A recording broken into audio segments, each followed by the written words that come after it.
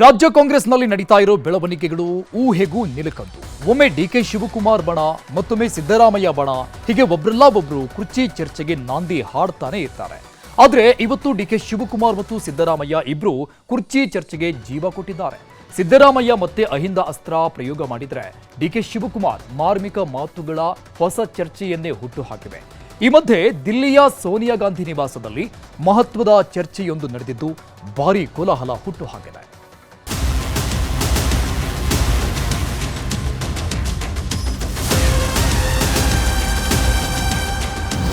ಕಾಂಗ್ರೆಸ್ ಸರ್ಕಾರಕ್ಕೆ 2.5 ವರ್ಷ ಪೂರ್ಣಗೊಳ್ಳುತ್ತಲೇ ಶುರುವಾಗಿದ್ದ ಅಧಿಕಾರ ಹಂಚಿಕೆ, ಸಂಪುಟ ಪುನರಚನೆ ವಿಚಾರಕ್ಕೆ ಸದ್ಯಕ್ಕೆ ಬ್ರೇಕ್ ಬಿದ್ದಿದೆ. ಸಿಎಂ, ಡಿಸಿಎಂ ಮನೆಯಲ್ಲಿನ ಬ್ರೇಕ್ಫಾಸ್ಟ್ ಮೀಟಿಂಗ್ಗಳ ಮೂಲಕ ಒಂದು ಹಂತಕ್ಕೆ ಎಲ್ಲವೂ ಶಾಂತವಾಗಿದೆ.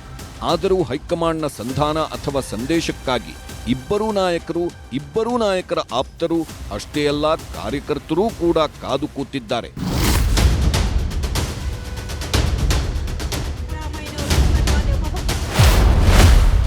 ಕುರ್ಚಿ ಕಚ್ಚಾಟಕ್ಕೆ ಹೈ ಮುಲಾಮು, ಸಿಎಂ ಡಿಸಿಎಂ ಮಧ್ಯೆ ಹೈ ಸಂಧಾನ ಸೂತ್ರ.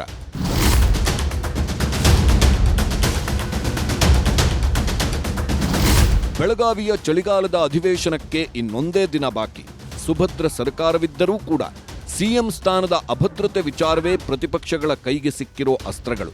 ಪ್ರತಿಪಕ್ಷಗಳಿಗೆ ತಾವಾಗೇ ಆಹಾರ ನೀಡಿದ್ದಾರೆ ಕಾಂಗ್ರೆಸ್ ನಾಯಕರು. ಹೀಗಾಗಿ ಎಲ್ಲದಕ್ಕೂ ಪೂರ್ಣ ವಿರಾಮ ಇಡಲು ಕಡೆಗೂ ಹೈಕಮಾಂಡ್ ಮುಂದಾಗಿದೆ. ದೆಹಲಿಯಲ್ಲಿ ಸೋನಿಯಾ ಗಾಂಧಿ ಅವರಿಗೆ ಇಡೀ ಗದ್ದಲ, ಕಚ್ಚಾಟ, ಎಲ್ಲರ ಅಭಿಪ್ರಾಯಗಳ ಬಗ್ಗೆ ಮಲ್ಲಿಕಾರ್ಜುನ್ ಖರ್ಗೆ ವಿವರಣೆ ನೀಡಿದ್ದಾರೆ. ದೆಹಲಿಯ ಸೋನಿಯಾ ಗಾಂಧಿ ಮನೆಯಲ್ಲಿ ಸೋನಿಯಾ ಗಾಂಧಿ, ರಾಹುಲ್ ಗಾಂಧಿ ಹಾಗೂ ಮಲ್ಲಿಕಾರ್ಜುನ್ ಖರ್ಗೆ ಮಹತ್ವದ ಮಾತುಕತೆ ನಡೆಸಿ ಅಂತಿಮ ತೀರ್ಮಾನ ಕೈಗೊಂಡಿದ್ದಾರೆ.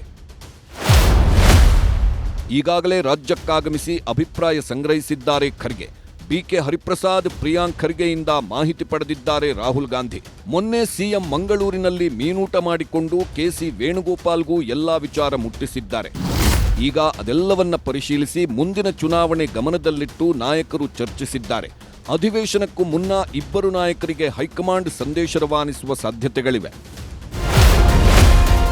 ಸಿಎಂ ಬದಲಾವಣೆ, ಅಧಿಕಾರ ಹಂಚಿಕೆ, ಸಂಪುಟ ಪುನರಚನೆ, ಪಿಸಿಸಿ ಅಧ್ಯಕ್ಷರ ಬದಲಾವಣೆ ಜೊತೆಗೆ ಜಿಬಿಎ, ಜಿಲ್ಲಾ ಮತ್ತು ತಾಲೂಕು ಪಂಚಾಯಿತಿ ಚುನಾವಣೆಗಳ ಗೆಲ್ಲೋ ಬಗ್ಗೆಯೂ ಸಭೆಯಲ್ಲಿ ಚರ್ಚೆಯಾಗಿದೆ ಎಂದು ಕಾಂಗ್ರೆಸ್ ಮೂಲಗಳು ಹೇಳಿವೆ. That's what I'm telling. Karnataka we discussed today, but nothing came out from that. We will discuss again. Clarification already given. किस तरह की बातचीत No, हुई? already we have given a clarification. That we will have another discussion. ಹೀಗೆಲ್ಲ power sharing ಗದ್ದಲದ ಬಳಿಕ ಮೊದಲ ಬಾರಿಗೆ CM Siddaramaiah, DCM DKShi, AICC ಅಧ್ಯಕ್ಷ ಮಲ್ಲಿಕಾರ್ಜುನ್ ಖರ್ಗೆ ಒಟ್ಟಾಗಿ ಕಾಣಿಸಿಕೊಂಡರು. ಅಂಬೇಡ್ಕರ್ ಪರಿನಿರ್ವಾಣ ಕಾರ್ಯಕ್ರಮದಲ್ಲಿ 3 ನಾಯಕರು ಭಾಗಿಯಾಗಿದ್ದರು. ಸಿಎಂ ಗಾದಿಗೆ ಏರಲು ಶತಪ್ರಯತ್ನ ಮಾಡುತ್ತಿರುವ ಡಿಸಿಎಂ ಡಿಕೆಶಿ ಮಲ್ಲಿಕಾರ್ಜುನ್ ಖರ್ಗೆ ಸುತ್ತಲೇ ಸುತ್ತುತ್ತಿದ್ದರು. ಖರ್ಗೆ ದೆಹಲಿಗೆ ಹೋಗುವಾಗಲೂ ಒಟ್ಟಿಗೆ ತೆರಳಿದ್ದರು DKShi.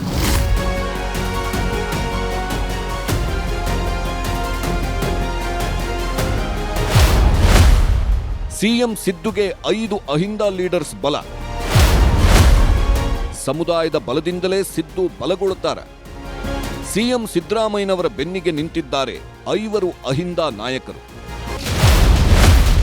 Doctor G Parameshwar, Satish Jarkiholi, doctor H C. Mahadevappa, B K Hariprasad, Zameer Ahmed Khan ಹಾಗೂ ಕೆಎನ್ ರಾಜಣ್ಣ ಸಿಎಂ ಬೆನ್ನಿಗೆ ನಿಂತಿದ್ದಾರೆ.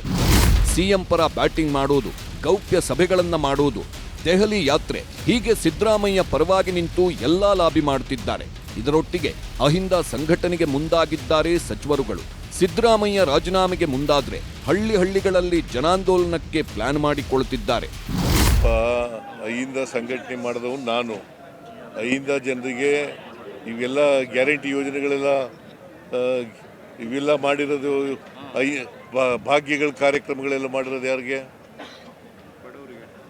ಬಡವ್ರಿಗಲ್ವಾ? ಗ್ಯಾರಂಟಿ ಯೋಜನೆಗಳು ಮಾಡಿರೋದು ಯಾರಿಗೆ? ಯಾರಿಗೆ ಮಾಡಿರೋದು? ಹೆಣ್ಮಕ್ಳಿಗೆ, ಬಡವರಿಗೆ, ದಲಿತರಿಗೆ, ಹಿಂದುಳಿದವರಿಗೆ, ಅಲ್ಪಸಂಖ್ಯಾತರಿಗೆ, ಕಾರ್ಮಿಕರಿಗೆ, ಇವರೆಲ್ಲ ಅಹಿಂದ ಅಲ್ವಾ? ಅದು ನಾವು ತಿಂಗಳ ಮಾಡ್ತಾನೆ ಇರ್ತೀವಿ, ಹೊಸದಲ್ಲ. ಅಹಿಂದ ಕಾರ್ಯಕ್ರಮ, ಎಸ್.ಸಿ. ಸಂಘಟನೆಗಳು ಪ್ರತಿ ತಿಂಗಳ ಮಾಡ್ತಾನೆ ಇರ್ತೀವಿ. ಸತತದ ಭಾಗ ಅಷ್ಟೇ ಪಾರ್ಟ್. ಚಿಂತನೆ ಇದೆಯಾ? ಇಲ್ಲ ಸಮಾವೇಶ ಇಲ್ಲ, ಕಾರ್ಯಕರ್ತರ ಪದಾಧಿಕಾರಿಗಳ ಸಭೆ ಅಷ್ಟೇ ಅದು. ಈ ಮಧ್ಯೆ ಹಾಸನದಲ್ಲಿ ನಡೆದ ಸರ್ಕಾರದ ವಿವಿಧ ಯೋಜನೆಗಳ ಸಮರ್ಪಣಾ ಸಮಾವೇಶದಲ್ಲಿ ಸಿಎಂ ಸಿದ್ದರಾಮಯ್ಯ ಭಾಷಣ ಮಾಡಿದ್ದು, ನಾನು ಮಾತು ಕೊಡಲ್ಲ, ಕೊಟ್ರೆ ಮರೆಯೋದಿಲ್ಲ ಎಂದು ಕುರ್ಚಿ ಕಿತ್ತಾಟದ ನಡುವೆಯೇ ಮಾರ್ಮಿಕವಾಗಿ ನುಡಿದರು. ನಾನು ಮಾತು ಕೊಡಲ್ಲ, ಕೊಟ್ಟ ಮೇಲೆ ಮಾಡೇ ಮಾಡ್ತೀವಿ. ಮಾತು ಕೊಡಲ್ಲ, ಕೊಟ್ಟ ಮೇಲೆ ಮಾಡೇ ಮಾಡ್ತೀವಿ. ಯಾವುದಾದ್ರೂ ಸರ್ಕಾರ ಕರ್ನಾಟಕದ ಇತಿಹಾಸದಲ್ಲಿ ಕೊಟ್ಟ ಮಾತಿನಂತೆ ನಡ್ಕೊಂಡಿರ್ತಕ್ಕಂಥ ಸರ್ಕಾರ ಇದ್ರೆ ಅದು ಕಾಂಗ್ರೆಸ್ ಸರ್ಕಾರ ಅಂತಕ್ಕಂಥ ಮಾತುಗಳನ್ನು ಬಹುಶಃ ನಿಮಗೂ ಗೊತ್ತಿದೆ ಅಂತ ಅನ್ಕೊಂಡಿದ್ದೀನಿ. ನೀವು ರಾಜಕೀಯಕ್ಕೋಸ್ಕರ ಅದನ್ನು ಹೇಳಕ್ಕಾಗಲ್ಲ. ಇದೇ ವೇದಿಕೆಯಲ್ಲೇ ಮಾತನಾಡಿದ ಡಿಕೆಶಿ ಕೂಡ ಮಾರ್ಮಿಕವಾಗೇ ಮಾತನಾಡಿದ್ರು. ಬದುಕು ಶಾಶ್ವತ ಅಲ್ಲ, ಬಿಟ್ಟು ಹೋಗುವ ಕೆಲಸಗಳು ಶಾಶ್ವತ ಎಂದರು. ಮನುಷ್ಯನ ಬದುಕು ಶಾಶ್ವತ ಅಲ್ಲ, ನಾವು ಬಿಟ್ಟು ಹೋಗುವ ಕೆಲಸಗಳು ಮಾತ್ರ ಶಾಶ್ವತ. ಡಿಕೆಶಿ ಸಿಎಂ ಆದ್ರೆ ಮಂತ್ರಿ ಆಗೋದಿಲ್ಲ. ಕೆಎನ್ ರಾಜಣ್ಣ ಹೊಸ ವರಸೆ, ತಂಗಡಿಗಿಗೂ ಬಿಸಿ. ಈ ಎಲ್ಲ ಬೆಳವಣಿಗೆಗಳ ಮಧ್ಯೆಯೇ ಮತ್ತೊಂದು ಹೊಸ ಚರ್ಚೆ ಕಾಂಗ್ರೆಸ್ನೊಳಗೆ ಶುರುವಾಗಿದೆ. ಒಂದು ವೇಳೆ ಡಿಕೆಶಿ ಸಿಎಂ ಆದ್ರೆ ನಾನು ಡಿಕೆ ಸಂಪುಟ ಸೇರೋದಿಲ್ಲ ಅಂತ ಮತ್ತೊಮ್ಮೆ ಕೆಎನ್ ರಾಜಣ್ಣ ಸ್ಪಷ್ಟಪಡಿಸಿದ್ದಾರೆ. ಹಾಗೆ ಶಿವರಾಜ ತಂಗಡಗಿ ಸುತ್ತಲೂ ಇದೀಗ ಅದೇ ವಿವಾದ ಸುತ್ತಕೊಂಡಿದೆ. ಬಿಜೆಪಿ ಆರೋಪಗಳಿಗೆಲ್ಲ ಉತ್ತರ ಕೊಡಲ್ಲ ಅಂದಿದ್ದಾರೆ ತಂಗಡಗಿ. ನನಗೆ ಯಾವ ಸ್ಥಾನನೂ ಬೇಕಾಗಿಲ್ಲ. ನಾನು ಮೊದಲೇ ಹೇಳಿದ್ದೀನಿ, ಶಿವಕುಮಾರ್ ಮುಖ್ಯಮಂತ್ರಿ ಆದರೆ ಅವನ ಮುಖ್ಯಮಂತ್ರಿ ಜಾಗದಲ್ಲಿ ನಾನು ಸಚಿವ ಆಗೋದಿಲ್ಲ ಅಂತ ಹೇಳಿದ್ದೀನಿ. ಈಗಲೂ ಅದಕ್ಕೆ ಬದ್ಧ. ಬಿಜೆಪಿಯವರಿಗೆ ಕೆಲಸ ಇಲ್ಲ. ಈಗ ನಿಮಗೆ ನೋಡ್ರಿ, ಅವ್ರು ನವಂಬರ್ಗೆ ಕ್ರಾಂತಿ ಅಂದರು, ಈಗ ಜನವರಿಗೆ ಕ್ರಾಂತಿ ಅಂತಾರೆ. ಜನವರಿ ಆದಮೇಲೆ ಏನಂತಾರೆ, ಬಜೆಟ್ ಆದಮೇಲೆ ಕ್ರಾಂತಿ ಅಂತಾರೆ. ಅವ್ರಿಗೇನೈತಿ ಕೆಲಸ? ಅವ್ರಿಗೆ ಕೆಲಸ ಇಲ್ಲ. ಅವರಿಗೆ ಮತ್ತು ಇನ್ನೂ ಒಂದು, ಅವ್ರ ಗೊಂದಲನೇ ಸಾಕಷ್ಟು ಅದ. ಅವರು ಅರ್ಧ ಮಂದಿ ಅಧ್ಯಕ್ಷರೇ ಇವರ ಅಧ್ಯಕ್ಷ ಅಂತ ಒಪ್ಕೊಳಕ್ಕೆ ತಯಾರಿಲ್ಲ. ಹಿಂಗಿದ್ದಾಗ ಅವ್ರ ಗೊಂದಲಾಗಿದ್ದಂಥ ನಮಗೇನು ಅವರು ಪಾಠ ಹೇಳೋಕ್ಕೆ ಸಾಧ್ಯತೆ ಐತೆ? ಮತ್ತು ನಮಗೆ ಯಾವ ಮಕ್ಕ ಇಟ್ಕೊಂಡು ನಮಗೆ ಸಲಹೆ ಕೊಡೋಕ್ಕೆ ಸಾಧ್ಯತೆ ಐತೆ? ರಾಜ್ಯ ಕಾಂಗ್ರೆಸ್ನಲ್ಲಿ ಅಧಿಕಾರ ಹಂಚಿಕೆ ಮೇಲ್ನೋಟಕ್ಕೆ ಶಮನವಾದಂತೆ ಕಂಡ್ರೂ ಒಳಗೆ ಬೂದಿ ಮುಚ್ಚಿದ ಕೆಂಡದಂತಿರೋದಂತೂ ಸತ್ಯ. ಇದು ಮುಂದೆ ಯಾವ್ಯಾವ ಸ್ವರೂಪ ಪಡೆದುಕೊಳ್ಳುತ್ತೋ ಕಾದು ನೋಡಬೇಕು. Bureau report, news 18.